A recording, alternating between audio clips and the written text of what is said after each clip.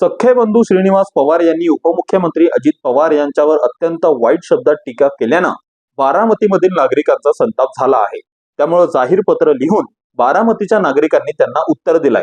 या पत्रात म्हटलं आहे की श्रीनिवास बापू, नालायक हा शब्द आपण किती सहजपणे वापरला, पण हा शब्द वापरत असताना आपण सोयीस्करपणे का विसरला? आपण आजपर्यंत आपल्या बारामतीसाठी आणि समाजासाठी काय केलंय? केवळ अजितदादांचे छोटे बंधू म्हणून स्वतःला फक्त मिरवायचे काम आपण केले। वास्तविक पाहता कुठलेही व्यक्ती राजकारण, समाजकारण किंवा आपल्या व्यवसायामध्ये स्वकर्तृत्व आणि जिद्दीच्या जोरावर आपला ठसा उमटवतो।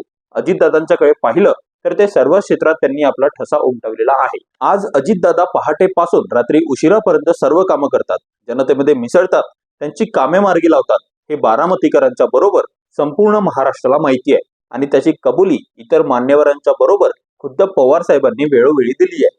बापू, तुम्ही बोलताना म्हणाला की मला पण पवार साहेबांच्या सारखे काका मिळाले पाहिजे होते, पण तुम्ही हे विसरला की फक्त काका मिळून चालत नाही, तर त्या कसोटीला उतरण्यासाठी कर्तृत्व, दातृत्व आणि नेतृत्व गुण असावे लागतात।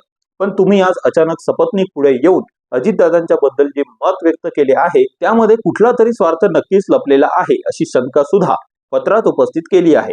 बारामतीकर म्हणून असे वाटते की तुम्ही एकतर अजितदादांना कायम विलन करणाऱ्या लोकांच्या हातातील खेळणं झाले असावे किंवा आपल्या बायको मुलाच्या राजकीय महत्वाकांक्षे पोटी हे पाऊल टाकले असावे। शेवटी आम्ही बारामतीकर म्हणून नक्की सांगतो की आम्ही घोंगडं भिजवत ठेवणाऱ्या खोटी सहानुभूतीदार लोकांच्या मागे न उभं राहता प्रत्यक्षात विकास करणाऱ्या विकास पुरुषाच्या मागे म्हणजेच अजितदादांच्या मागे ठामपणे उभे राहणार आहोत, असंही या पत्रात म्हणण्यात आलंय।